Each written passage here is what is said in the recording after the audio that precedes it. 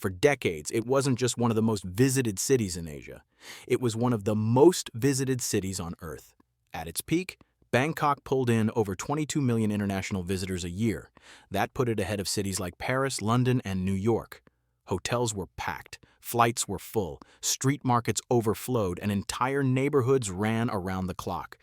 But right now, something feels different. Walk through parts of Sukhumvit on a weekday night, and the crowds are thinner. The rooftop bars still glow, but the lines are shorter. Entire hotel floors sit dark. Room rates that once spiked every high season are now being discounted deep into what used to be peak travel months. Bangkok isn't abandoned, but it's no longer operating at full throttle. Hotel occupancy is uneven, tour bus traffic is down, retail spending is soft, and luxury operators are quietly lowering expectations. On paper, Thailand's tourism numbers say recovery is happening, but on the streets, inside the hotels, and across the balance sheets, the story is far more complicated. Because this isn't just about fewer tourists, it's about which tourists stopped coming. It's about how spending behavior changed. And it's about a city that built its entire modern economy on non-stop international demand, now facing its first real stress test in decades. Let's start with the machine that built modern Bangkok.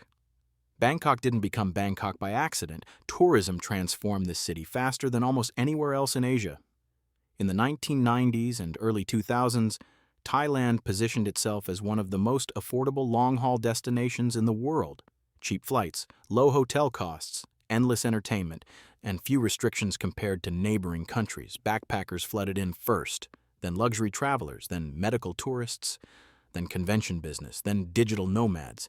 Entire districts were rebuilt around this demand. Sukhumvit turned into a global hotel corridor. Slump evolved into nightlife plus finance. Chinatown became a food tourism empire. The riverside exploded with luxury resorts. By the late 2010s, tourism made up nearly 20% of Thailand's total GDP. Bangkok was the beating heart of that system. At the peak, over 22 million international visitors per year, hotel occupancy regularly above 80–85%, room rates climbing year after year, retail, nightlife, and real estate scaled around permanent growth. Then COVID arrived. Borders shut, flights vanished, hotels emptied almost overnight. Bangkok didn't just lose tourists, it lost its primary economic engine. But what's making investors nervous today isn't the collapse of 2020. It's what happened after reopening, because the numbers never fully returned. Surface-level recovery looks strong. Thailand's border reopened. Asian travel resumed. Western tourism returned slowly. Digital nomads poured back in.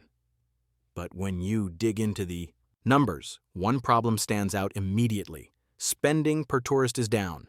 Visitor volume partially recovered. Revenue has not matched the same pace. High-end Chinese tour groups remain far below pre-2020 levels. Corporate travel never fully rebounded. Convention traffic stays inconsistent. And backpacker-style tourism now dominates a larger share of arrivals. Inflation rewrote travel budgets. Flights cost more, hotels cost more, food costs more, transportation costs more. So even when tourists come, they stay fewer days and spend less per day. Bangkok's hotel industry feels this immediately. 5-star properties that once ran at premium rates now rotate through. Flash discounts, long-stay packages, digital nomad stays, aggressive OTA pricing wars. Occupancy looks okay in many districts, but revenue per available room, the metric that determines survival, remains under pressure. The lights are on, but the margins are thin. Walk Bangkok today and you'll still see crowds. What you won't see are the same crowds paying the same prices in the same places. Luxury riverside resorts quietly promote weekday discounts. Upper Sukhumvit hotels/weekend pricing. Entire hotel towers close off upper floors to consolidate staffing and utilities. 3 types of properties feel it the most. First, mid-range international hotels. Guests trade down to budget or shorten stays. Second, older 4-star inventory. They compete directly with brand new luxury towers. Third, convention-driven hotels. Large corporations now send half the people they did in 2019. Costs only move one direction. Staff wages climb. Electricity prices rise, maintenance costs surge on aging towers, digital ad spending increases just to stay visible, revenue stalls, costs soar. That math breaks fast. Tourism doesn't move without flights. Bangkok's recovery is quietly capped by airline economics. Wide-body international capacity is still uneven. Some legacy routes were never restored. Fuel costs reshaped pricing models, and lower-cost regional competition pulled traffic elsewhere. Japan reopened with a weak yen. Korea pushed heavy tourism incentives. Vietnam expanded airports and carrier capacity. Middle East hubs siphoned long-haul traffic through Doha and Dubai. Bangkok used to be the default hub. Now it competes in a crowded sky. That has consequences. Fewer direct, affordable long-haul flights mean shorter trip windows for visitors who must add expensive connections. Higher airfares shave off discretionary spending the moment travelers arrive. Airlines also reallocated capacity to more profitable routes, and those micro-decisions ripple into hotel booking curves, airline package deals, and convention planners' destination choices. Before COVID, Chinese travelers dominated Bangkok's tourism economy. They filled mega malls, they booked luxury tour buses, they drove retail jewelers and casino proxy markets. Chinese outbound tourism was a high-spend engine. Short visits but big purchases. That segment collapsed overnight, and it never fully returned. Instead, India became the fastest-growing inbound market. India brings volume. China brought spending. Indian tourism supports hotels and restaurants. Chinese tourism fueled luxury retail and high-margin consumption. That spending mix shift permanently altered Bangkok's profit structure. Volume masking revenue weakness is a dangerous illusion. Lots of heads in beds does not equal the same cash inflows if the composition of spend changes. Bangkok's economy lives at night, midnight bars, clubs, markets, roof terraces, late-night dining. Many venues survived only through discounting, reduced staffing, fewer operating nights. Some never reopened. The nightlife economy functions again, but at lower margins and higher risk. Promoters and venue owners structure calendars around big events, not steady weekly income. International headline acts tour less frequently. Event-driven spikes replace consistent foot traffic.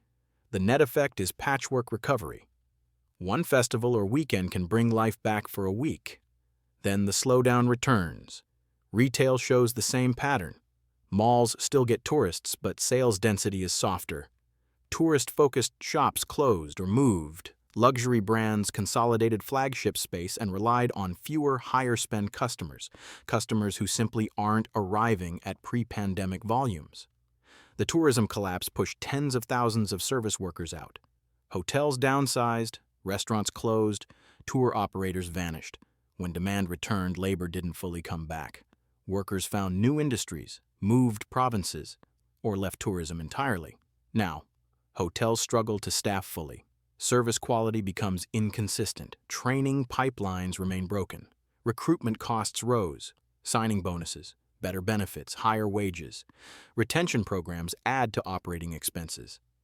Automation replaced some roles, but automation is poor substitute for the human touch in high-end hospitality. Luxury travelers notice small lapses, a late breakfast service, a missing turndown, a concierge who can't resolve a last-minute problem. Those micro-failures compound into reputational cost. And reputation in tourism is everything. Tourism slowdown doesn't stop at hotels.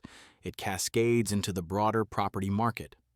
Developers who financed projects on optimistic forecasts now face slower absorption and tighter lending. Condo presales that were once a safe bet now sit with higher vacancy rates.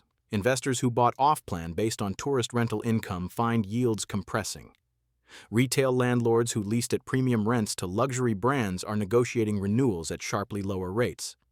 Mall vacancy pockets have appeared where anchor tenants left or downsized their footprints. Foreign direct investment that relies on tourism-linked consumer demand has slowed. Hospitality-focused equity dries up and expects higher returns for the same. Risk. Lenders tighten terms. Projects delay. Construction companies face cash flow gaps. That domino clock starts ticking faster than most people expect because interest payments don't pause just because demand fell.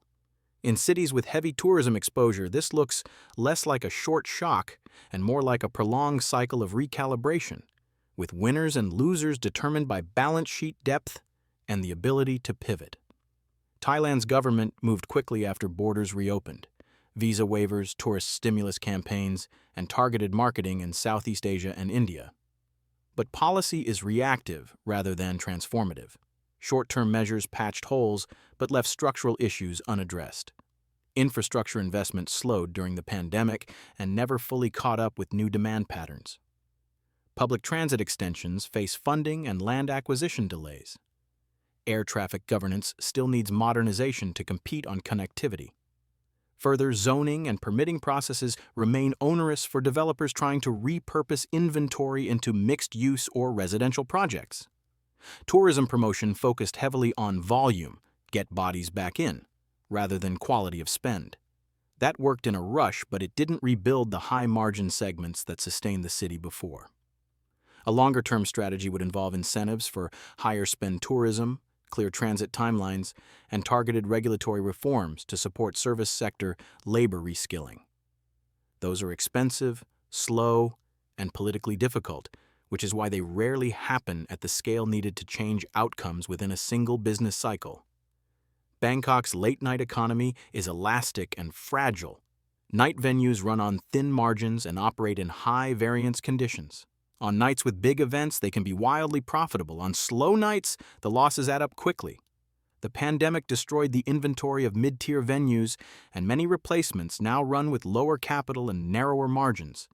Promoters took fewer risks. International headline acts tour less frequently. The result is fewer marquee nights that used to pull tourists north and into late-night spending loops.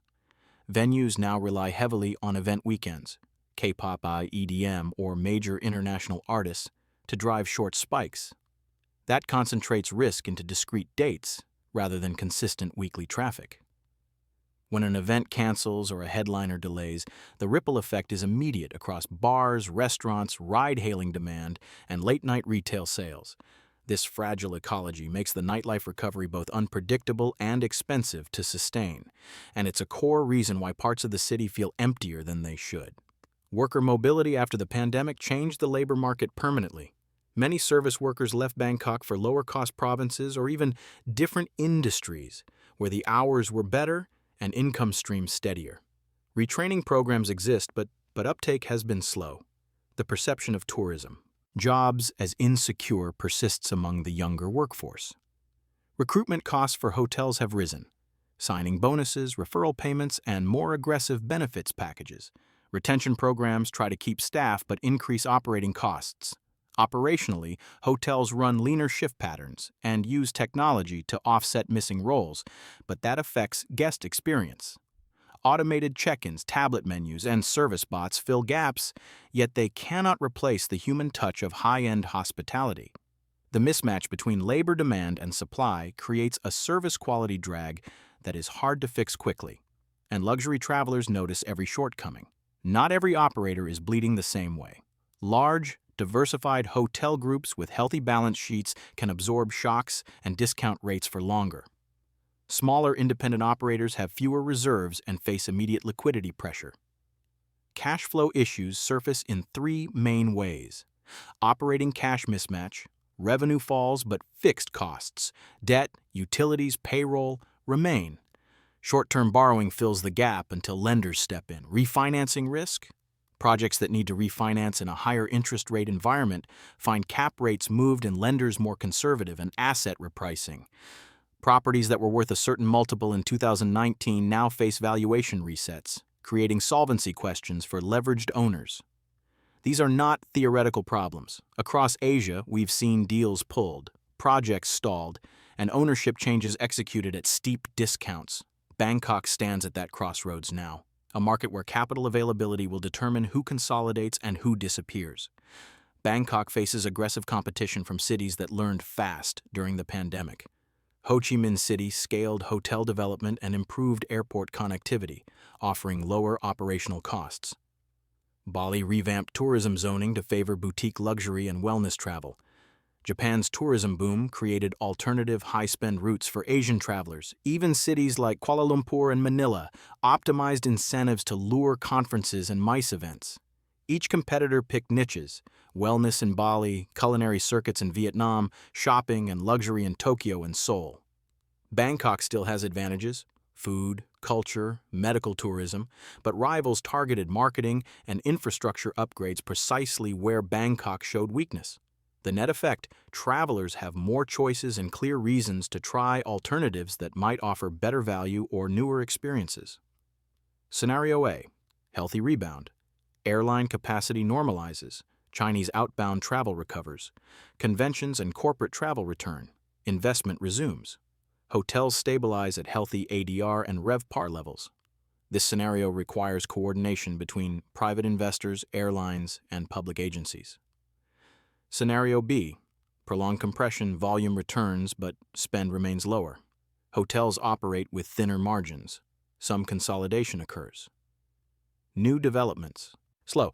This is the default midpoint that many mature tourism markets see after a major demand shock. Scenario C: structural shift. Regional rivals permanently capture major inbound segments. Bangkok becomes more of a regional leisure hub and less of an international luxury magnet. Property repricing accelerates and the city reorients to a more domestically driven model. Which path unfolds depends on external macro factors: global recession risk, currency shifts, and geopolitics, and internal policy moves. The winners pivot quickly. They double down on local demand and loyalty programs. They create hybrid offers for long-stay remote workers. They partner with airlines and credit card issuers for bundled packages. They reconfigure meeting spaces into flexible co-working or residential-style suites. Operationally, they optimize energy use, renegotiate supplier contracts, and invest in staff training targeted at high-value service delivery moments. These changes are not glamorous, but they matter. Hotels that invest in experience over price build stickier demand and can resist price wars better than others. Behind every occupancy stat is a person whose paycheck changed. Family-owned guest houses adjusted prices but kept staff on reduced hours. Mid-sized restaurants pivoted to delivery and private dining to survive. Chefs started pop-up experiences to create new revenue lines. The human toll shows up in stories: a longtime bellman taking a second job, a restaurant closing after decades, a bar owner rethinking their lease. These micro-level stories compound into macro-level economics. When livelihoods shrink, local spending patterns change and recovery slows further. It's easy to talk about trajectory and capex. It's harder to tell the stories of the people who navigate the consequences every day. So, the central question isn't whether Bangkok is dead, it's whether it can reinvent its tourism value proposition fast enough to hold high-value visitors while rebuilding its domestic base.